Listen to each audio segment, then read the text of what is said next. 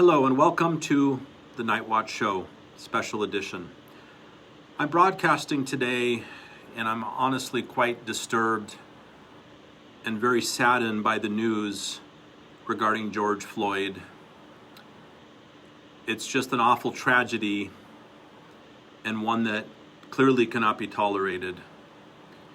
As most of you probably know by now, in Minneapolis, police officers together, and one most specifically, but others in collaboration, killed George Floyd in a completely unacceptable manner that resembles behavior that I would label upon a serial killer, with complete calm, with complete disregard for any sense of humanity or morality, without any regard for decency, really truly killed a human being, George Floyd, who was restrained and handcuffed, laying on his stomach, head on the street, not resisting, begging for his life, essentially, asking the officers to let him breathe. He couldn't breathe. Can I please stand up? I can't breathe. Repeatedly and repeatedly. As the knee of Derek Chauvin, whose name I might be mispronouncing, and in fact I hope I am. I have complete, total disrespect and literally condemnation of that officer. Deserves no respect whatsoever, although he carries himself as though he is somewhat of a prominent officer that should be respected and demanding respect, and with an air of authority about him and an air of complete calm. I've never witnessed a murder with such complete calm as in that video. And I think what's most disturbing about it, this is not a case of a split-second decision where a police officer makes a tragic and horrible mistake and pulls the trigger too quickly. This is a case where over a span of up to 9 minutes, it appears, George Floyd was slowly and calmly and inhumanely murdered on the street while handcuffed with his face down and not resisting, and all he was saying was essentially asking if he could breathe, because he was unable to, as he completely made clear and repeated. And not only that, but bystanders, including a Minneapolis Fire Department firefighter, was on scene and recording the video and identified herself as such and demanded for the pulse to be checked of George Floyd repeatedly. And one of the officers asked her, "Are you really a firefighter?" To which she replied, "Yes, City of Minneapolis Fire Department." And yet no pulse was checked, and others made similar demands and no pulse was checked. We had a highly trained firefighter on scene demanding for the pulse to be checked of George Floyd, which was never done. It was never done. And eventually he stopped talking. Eventually he stopped moving. He stopped breathing. And it continued and continued and continued. And that officer, while his knee was on the neck of George Floyd, it appears that his hand is in his pocket and he's calm and casual, as if he's just kind of gazing at the horizon. No emotions, no care, no concern. And in fact, it sounds like he's telling George Floyd to get in the car while he's handcuffed on his face, on his stomach, handcuffed, knee on his neck, unable to breathe, and the officer is telling him to get in the car, as if somehow he's able to do that. It's as if you tie a person up, completely restrain them, have a gun pointed at them and say, "Get in the car or I'll shoot you," and they don't get in the car and you shoot them. It's absolutely ridiculous. Now, I'm giving you this perspective as a former police officer in the state of Washington. And I've had to make very hard decisions in the past. And fortunately, I've always made decisions that never resulted in the death of anyone. I've had to make decisions when I had a firearm pointed at a suspect and never had to pull the trigger, because I always tried to find a reason not to pull the trigger. I tried to find a way to de-escalate the situation. I tried to find a way to restore calm, to let tensions recede. Whereas there's another type of police officer that tries to find a reason and an excuse to escalate the situation, that tries to find a reason and excuse to heat things up, to stir things up, to get it to cross the line towards violence.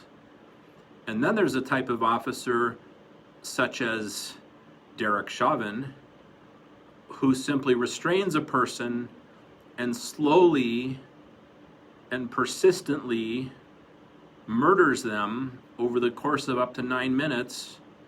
And afterwards, clearly when the paramedics arrived and checked the pulse, there was none. And clearly the officer knew that. No reaction, just calmly walking away, another day at the office. And of course, this officer had many complaints in the past as well.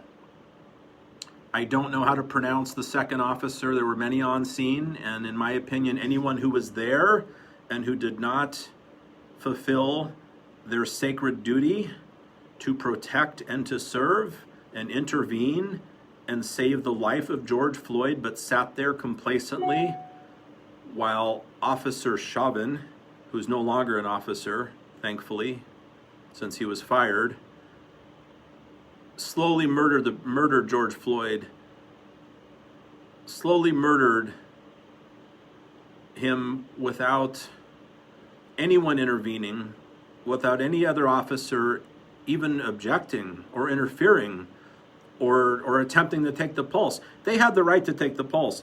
Any officer there had the clear right as a law enforcement officer to walk up there and check the pulse of George Floyd. There is no rule in law enforcement that if one officer has someone pinned to the ground and handcuffed, another officer can't go check the pulse. That is absolutely ridiculous. Anyone that was there listening to a firefighter with Minneapolis Fire Department saying check his pulse, anyone on scene would know what was happening, would visibly see this man is being murdered.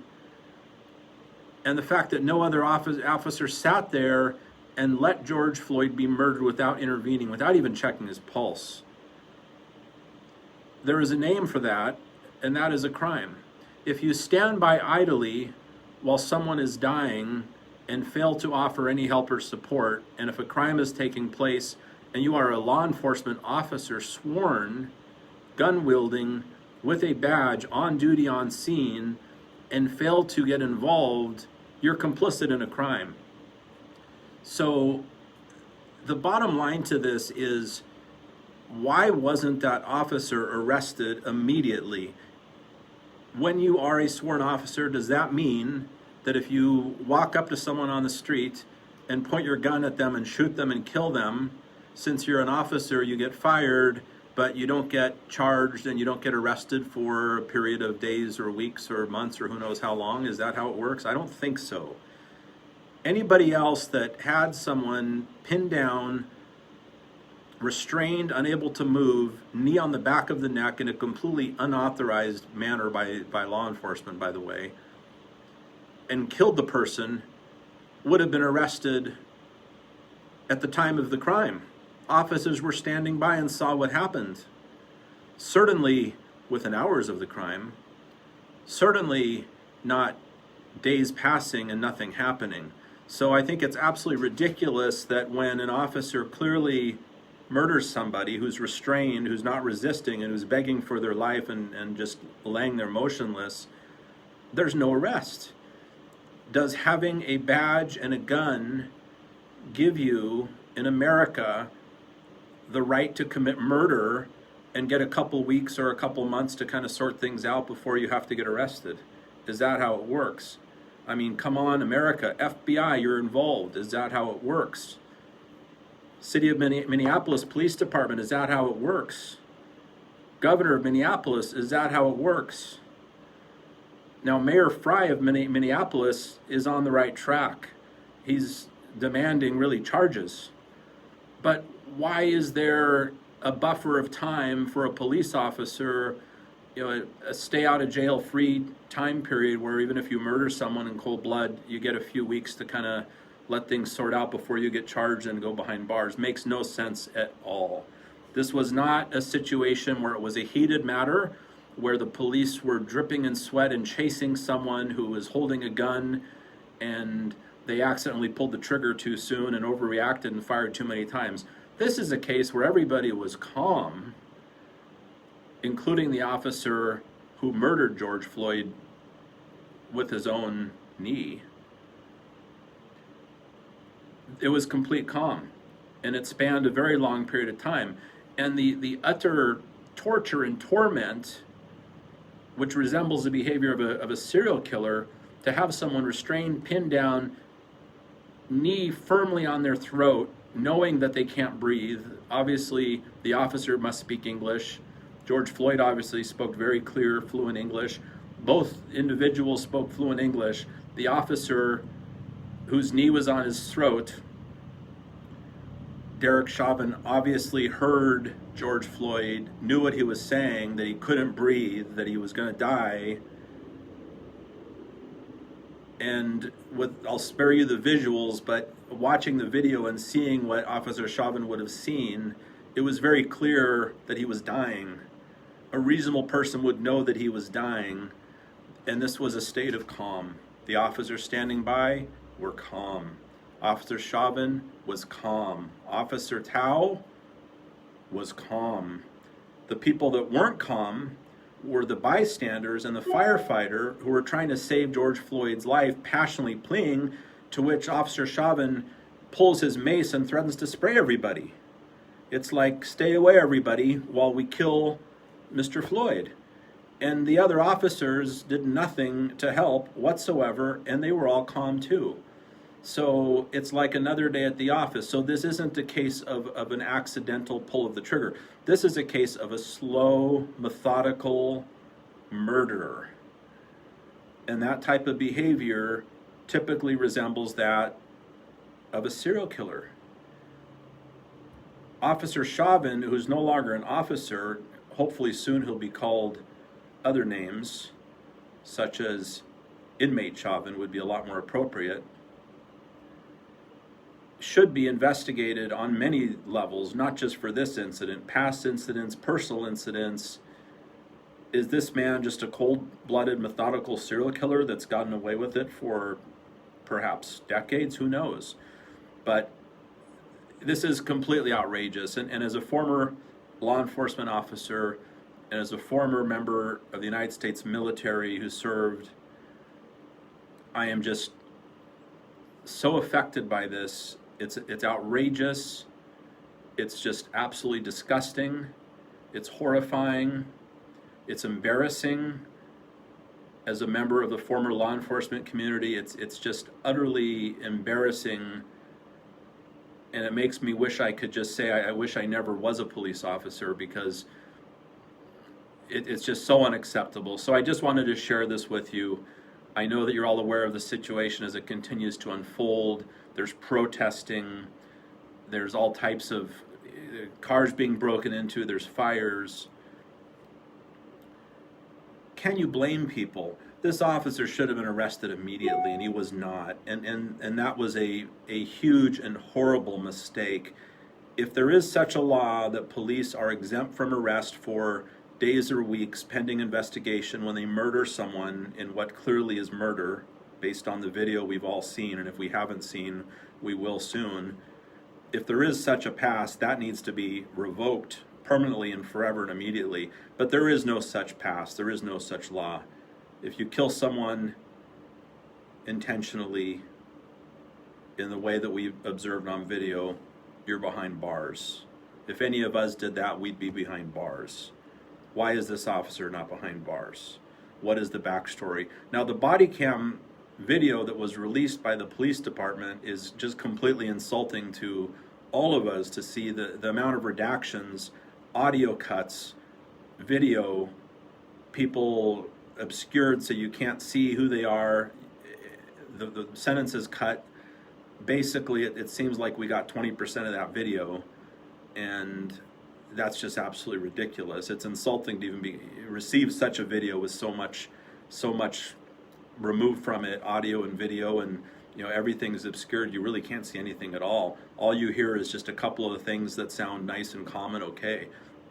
Any of the stuff that sounds bad is just gone. So that's it for this episode. I apologize to the world for having been a police officer, because to be associated with a group of people of which someone does something like that and is not immediately put behind bars and restrained and handcuffed and locked up in a cell immediately, as in that same night. We had the evidence, we saw the video. It doesn't take a genius to know what happened. How the heck could it go this long with no results? And it's not just that, officer. Those that were standing by and did nothing deserve to be equally prosecuted for failure to intervene. And those that stopped the firefighter from helping, who's a trained professional firefighter who would know how to save a life, and she's not even allowed to help, and the officers that are all trained in first aid, obviously, not allowed to help. Absolutely disgusting. That's the end of this episode. Thank you for your time.